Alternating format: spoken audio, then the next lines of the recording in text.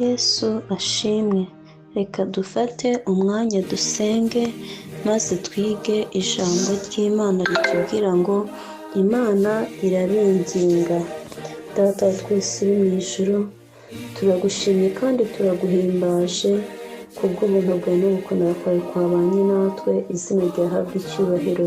Tugushimiye kuri Imana, tugushimiye ko dukunda, tugushimiye Imana mu byiza, tushimiye Imana no mu bibi, tugushimiye yuko mu minsi yose tubayeho ukomeza kuturinda no kutugirira neza. Habwa icyubahiro. Uyu mwanya tugiye kwigana ijambo ryawe tubwira ngo Imana iringinga. Dusengeye umuntu wese uzumvira ijambo, dusengeye umuntu wese uri butange umwanya wo kumvira ijambo. Ni ukuri dusabye umwuka wera kugira ngo abane n'imitima yacu, abane n'imitima yose yiteguye kwakira ijambo. Ni ukuri izina ryahabwa icyubahiro. Urakoze ko ubitwemereye, urakoze kandi ko umwuka wera abanye natwe, urakoze yuko ugiye kuduha amatwi yumva ibyawe. Ni ukuri urakoze ko tugiye neza mu izina ryawe Yesu, amen. Reka rero twige ijambo ry'Imana riri mu Bakorino ba kabiri ku gice cya 5 duhereye ku murongo wa 20. Ijambo ry'Imana riratubwira ngo nicyo gituma tuba intumwa mu cyimbo cya Kristo, ndetse bisa naho Imana ibingingira muri twe. Nuko rero turabahendahenda mu cyimbo cya Kristo kugira ngo mwiyunge n'Imana. Imana yacu iringinga buri muntu wese. Imana yacu iringinga umusore, Imana yacu iringinga umukobwa, Imana yacu iringinga abamama, Imana yacu iringinga abasore, Imana yacu iringinga abasaza n'abakecuru n'abakiri bato kugira ngo twiyunge n'Imana. Imana iringinga cyane kugira ngo irebe ko buri wese yabasha kwiyunga n'Imana. Abantu twahemukiye Imana kuva twavuka, kuva Adamu na Eva bakora icyaha bagacumura, inyoko muntu yose yavukanye icyaha. Rero dukeneye kumenya yuko twahemukiye Imana, maze ubundi bwo tukemera kwiyunga nayo. Reka umuntu wese yongere gutekereza, yongere arebe kamere ye, yongere arebe ibyo avuga, yongere arebe ibyo akora. Ni ukuri Imana iri kwinginga kugira ngo twiyunge nayo, kandi mu by'ukuri iringingira mu babwirizabutumwa, iringingira mu baririmbyi. Imana iyo yinginga umuntu hari uburyo bwinshi ikoresha kugira ngo umutima w'umuntu ubashe kumva kwinginga kw'Imana. Turi kubasabira kugira ngo umuntu wese abashe kumva kwinginga kw'Imana. Iyo wumvishe ijambo ry'Imana, ni Imana iba iri kwinginga umutima wawe, imitima yacu, kugira ngo irebe yuko twayakira. Rero hano avuga ngo ndabinginga kandi ndabingingira mu babwirizabutumwa. Nuko rero natwe ababwirizabutumwa turabahendahenda mu cyimbo cya Kristo. Natwe turi guhendahenda, turi kwinginga, turi gusaba kugira ngo umuntu wese yongere kwiyunga n'Imana. Ese umuntu ashobora kuvuga ngo nabasha kwiyunga n'Imana nte? Hari imbaraga z'umusaraba, hari imbaraga z'Imana. Kristo Imana ubwayo niyo yashatse ubwiyunge, ni nayo yatangije igikorwa cyo kwiyunga. Yemera kohereza Yesu Kristo ku isi kugira ngo apfire umunyabyaha, kugira ngo umunyabyaha wari utandukanywe n'Imana abashe kwiyunga nayo. Yesu Kristo yaje ku musaraba. Rero umusaraba utwigisha kwiyunga n'Imana. Hari imbaraga z'umusaraba, hari imbaraga z'Imana zoherejwe ku isi kugira ngo umutima wa buri wese ubashe kwiyunga nayo. Reka dusome hano n'ubundi twasomaga mu Bakorino ba kabiri igice cya 5 duhereye ku murongo wa 17 haranditswe ngo umuntu wese iyo ari muri Kristo aba ari icyaremwe gishya.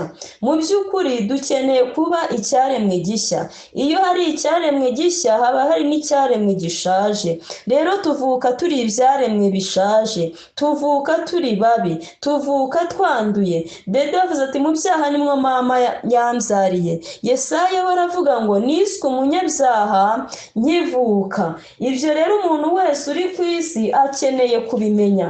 Ni ukuri umuntu wese iyo avutse atangira kwiyobagiza.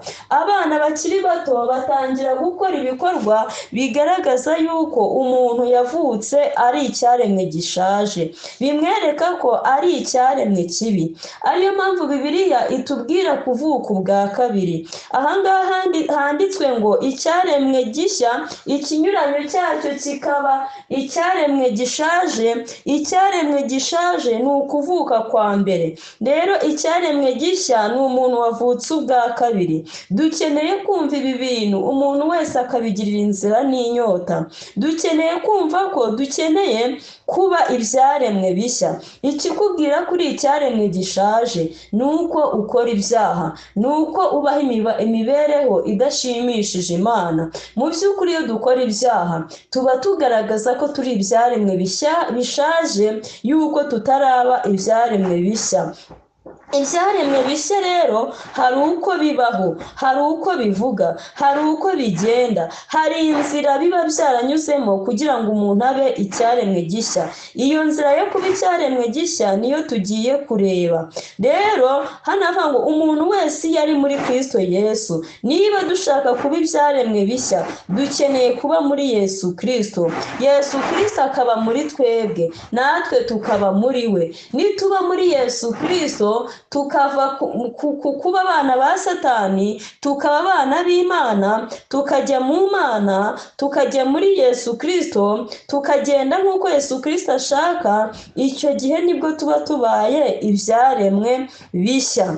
Rero ushobora kwibaza ngo ese ni gute naba icyaremwe gishya, cyangwa se ni gute nabasha kujya muri Yesu Kristo? Ukuntu twabasha kujya muri Yesu Kristo ni intambwe yo kubyarwa ubwa kabiri. Iyo wamaze kubyarwa ubwa kabiri nibwo uba ugiye muri Yesu Kristo, nibwo uba ubaye umwana w'Imana. Iyo umaze kuba umwana w'Imana rero utangira kubaho imibereho y'abana b'Imana. Niyo mpamvu Imana iri kuvuga ngo ndabinginga, ndabahendahenda kugira ngo mwiyunge n'Imana. Tumaze kumenya ko turi ibyaremwe bishaje, dukeneye kwiyunga n'Imana. Tumaze kumenya ko turi babi, dukeneye kwiyunga n'Imana. Umunyabyaha yahemukiye Imana. Kuva kuri Adamu na Eva bahemukiye Imana, natwe ababakomokaho duhemukira Imana. Imana iri kwinginga kugira ngo twemere ubwiyunge yatwuzaniye. Harakomeza akavuga ngo ibya kera biba bishize, ibya kera tugomba kubireka, ubundi bwo tukaba imibereho mishya, imibereho y'abari muri Kristo Yesu. Dore byose biba bihindutse bishya. Dukeneye guhinduka, umuntu wa kera agahinduka, ahubwo tukagira umuntu mushya, tukabasha kubaho imibereho itunganye, tukabasha kubaho imibereho yejejwe. Hano harakomeza ku murongo wa 17 hakatubwira ngo umuntu wese iyo ari muri Kristo aba ari icyaremwe gishya. Ibya kera biba bishize ndetse byose biba bihindutse bishya. 18 haranditswe ngo ariko ibyo byose bituruka ku Mana yiyunze natwe ku bwa Kristo. Amena. Imana yiyunze natwe ku bwa Yesu Kristo. Yesu Kristo uyu nguyu yiyunze natwe ubwo yajyaga ku musaraba.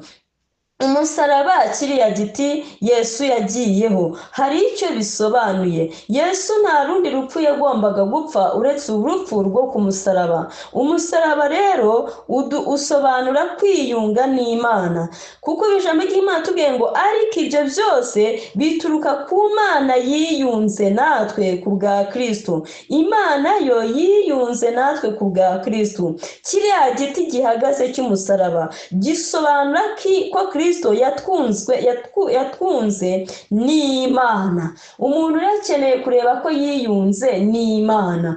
Mu by'ukuri umuntu niwe ukeneye kumenya iyo mibereho, akavuga ese Mana, dore naraguhemukiye, dore nakoze ibyaha, nakoze imibereho mibi, nabaye imibereho mibi, noneho nkeneye kwiyunga nawe. Yesu Kristo akagufasha, Yesu Kristo akaguha imbaraga. Izo mbaraga Yesu Kristo arazitanga, imbaraga z'umusaraba. Iyo twakiriye Yesu Kristo mu mibereho yacu, atubashisha kwiyunga n'Imana. Ese ijambo kwiyunga risobanuye iki? Ijambo kwiyunga mu buzima busanzwe, iyo wahemukiye umuntu uramusanga ukamubwira amakosa yagukoreye, hanyuma ukamusaba imbabazi. Kugira ngo ubwiyunge buboneka, haba harimo kwemera ibyaha ndetse no kubisaba imbabazi. Ni muri ubwo buryo umusaraba, igiti gihagaze, kitubwira kwiyunga n'Imana. Niba rero kwiyunga n'Imana ubwo ni ugupfuka mu gasenga, icya mbere ukemera ibyo wakoze, ayo makosa wahemukiye Imana, ibyo byaha wakoreye Imana, izo ntege nkeya ufite, warangiza ntabwo wakiyunga n'umuntu utemera amakosa wamukoreye. Ni nako utabasha kwiyunga n'Imana utemera ibyaha wagize gute, wayikoreye. Gusa tubona ko Mwuka Wera w'Imana iyo ageze mu mutima w'umuntu niwe ubasha kumwemeza ibyaha yakoze. Bibiliya iravuga ngo Mwuka Wera niyaza azatsinda ab'isi abemeza iby'icyaha. Urumva mu mutima w'umunyabyaha ntabwo harimo kwemera yuko ari n'umunyabyaha, oya da, ahubwo aburana na Mwuka Wera. Mwuka Wera akamwemeza yuko yakoze iki, ibyaha. Rero niba dushaka kwiyunga n'Imana, dukeneye kugenda urugendo rwo gusaba Mwuka Wera kugira ngo abanze twemeze iby'ibyaha byacu, maze nitumara kwemera ko turi abanyabyaha, dusanga Imana, tuyibwire ibyaha twayikoreye kandi tuyisaba imbabazi. Kuko Imana ariyo yatangije ubwiyunge, iba yiteguye iteka guha imbabazi umunyabyaha wese wacumuye. Ni Imana ibabarira, ni Imana itanga imbabazi. Icyo dukeneye gusa ni ukwemera ko twakoze ibyaha, twamara kubyemera tukayisanga, tukayibwira ibyaha twayikoreye, twarangiza tukayisaba imbabazi, hanyuma ikatubabarira. Kandi natwe tukizera Yesu Kristo ko yatubabariye, tukizera imbabazi z'Imana, tukizera igitambo cya Yesu Kristo. Imana iteka ibirambuye ibiganza kugira ngo ibabarire umunyabyaha wese wihana. Reka rero twese tugambirire gutera intambwe yo kwiyunga n'Imana. Umusaraba rero igiti gihagaze nicyo gisobanura. Tuze ku giti gitambitse. Igiti gitambitse kiri hano mu murongo n'ubundi wa 18, aho tubona ngo ariko ibyo byose bituruka ku Mana yiyunze natwe ku bwa Kristo, aricyo cya giti gihagaze cy'uko Imana yiyunze natwe binyuze muri Yesu Kristo. Yayo iravuga ngo ikaduha umurimo wo kwiyunga n'abandi. Haleluya! Ijambo ry'Imana ritubwiye yuko iyo tumaze kwiyunga n'Imana, Imana iduha umurimo wo kwiyunga na bagenzi bacu. Ni ukuri nguyu umurimo dukeneye, nguyu umurimo umuntu wese akeneye gukora. Dukeneye gukora umurimo wo kwiyunga n'Imana. Dore umurimo Imana yaduhaye, dore umurimo Imana idushishikariza, nta wundi uretse wo kwiyunga n'abandi. Twiyunga n'abandi mu buryo bubiri. Umusaraba igiti gitambitse uri mu byerekezo bibiri, kuko Kristo ubwe yarivugiye ngo nimanikwa mu isi nzireherezaho amahanga yose. Yesu Kristo nawe ari kukwireherezaho. Yesu Kristo ashaka kukwiyegerezaho kugira ngo ubashe kuza kuri Yesu Kristo. Numara kugera kuri Yesu Kristo aguha umurimo wo kwiyunga na bagenzi bacu. Reka rero twemere umusaraba, twemere icyo Kristo yadukoreye aricyo kiba mu mibereho yacu. Turi kubona yuko dukeneye, yaduhaye umurimo wo kwiyunga na bagenzi bacu. Ese ni gute twiyunga na bagenzi bacu? Uyu murimo wo kwiyunga na bagenzi bacu ni gute tuwukora? Rero nk'uko turi kubona ijambo kwiyunga rivuga gusaba imbabazi, rivuga kugenda ukabwira umuntu ko amukoreye ibi amakosa, warangiza ukamusaba imbabazi. Ni nabwo no mu ijambo ry'Imana niko hatubwira atubwira yuko rero twiyunga n'abandi bagenzi bacu mu buryo bubiri. Uburyo bwa mbere twiyunga na bagenzi bacu, ijambo ry'Imana tubwira ngo niba wakoshereje umuntu wakoreye ikosa, ukwiriye kumusanga. Mwuka wera iyo amaze kukwemeza ibyaha wakoreye bagenzi bawe, Mwuka wera mu mutima wawe agutegeka no gusanga bagenzi bawe, ugakora umurimo wo kwiyunga na bagenzi bacu. Rero iyo wakoze ibyaha runaka, warahemukiye abantu runaka, ukeneye uwo muntu kumusanga, cyangwa se abo bantu ukabasanga, ukababwira ibyaha uko bibakoreye, uko byagenze, ukavuga uko biri uko wabikoze nuko byagenze mu mazina yabyo, ubibwira wowe wahemukiye, warangiza ukabasaba imbabazi. Iyo umaze kubasaba imbabazi, uba utangiye gukora umurimo w'Imana wo kwiyunga na bagenzi bawe. Rero iyo uri gusaba imbabazi, uba uri gukora umurimo w'Imana. Nguyu umurimo umuntu wese akeneye gukora wo kwiyunga na bagenzi be. Rero iyo basabye imbabazi, uba usabye imbabazi, Kristo avuga ngo kuko nabababariye namwe mubashe kubabarira. Ubu usabye imbabazi nawe iyo aba yari umukristo, cyangwa se ari icyaremwe gishya, cyangwa se akunda Imana, nawe aba agomba kukubabarira. Ariko Kristo ararikira buri umwe wese, ni ukuri kuba icyaremwe gishya. Ibyaremwe bishya byose bibasha gusaba imbabazi kandi bikanatanga imbabazi. Reka rero abacumuye twese twige gusaba imbabazi abo twahemukiye, ndetse n'abo tuzisaba bige kubabarira.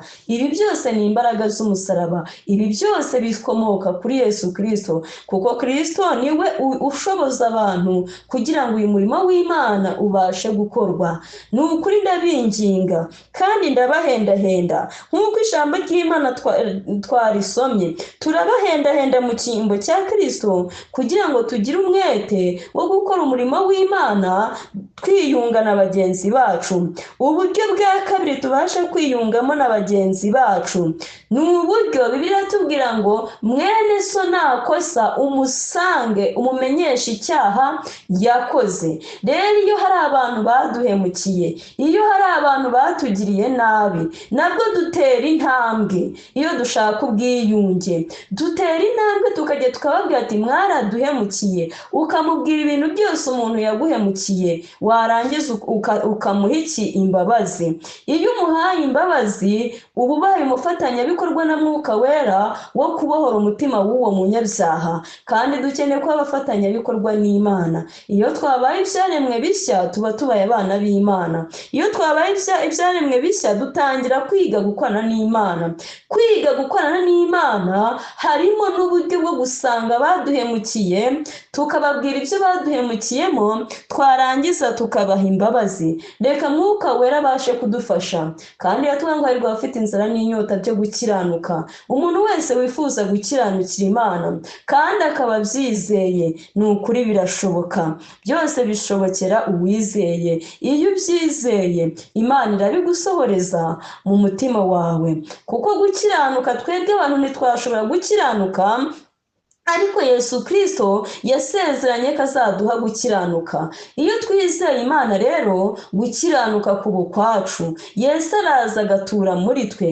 Ijambo ry'Imana tubwira ngo nimuba muri njye nanjye nkaba muri mwe, nibwo muzabasha gukora ibyo Data ashaka. Reka rero tubashe gukora umurimo w'Imana. Niwo murimo Imana yingingira umuntu wese, niwo murimo Imana ihendahendera buri muntu wese. Natwe turabinginga kandi turabahendahenda kugira ngo tubashe kwiyunga na bagenzi bacu. Reka Umwuka wera akomeze kubana natwe. Reka dusabe abantu bose ni ukuri bifuza kuba mu bwami bw'Imana kugira bamenye umurimo w'Imana bakeneye gukora. Uyu murimo nta wundi, ni umurimo Yesu Kristo yaduhaye wo kwiyunga na bagenzi bacu. Reka rero Imana y'amahoro itweze rwose, kandi izi mbaraga za Mwuka wera tubashe kuzakira tubashe kuzitunga muri twe kugira ngo umurimo w'Imana urusheho gukorera muri twebwe. Imana ibahe umugisha kandi ndabasabira kugira ngo umuntu wese abashe kwiyunga n'Imana ndetse twiyunge na bagenzi bacu dusaba imbabazi ndetse tunatanga imbabazi mu izina rya Yesu. Amen. Data wa twese turagushimye kubw'iri jambo ryiza tumaze kwiga. Dusengeye abantu bose bari buryumve.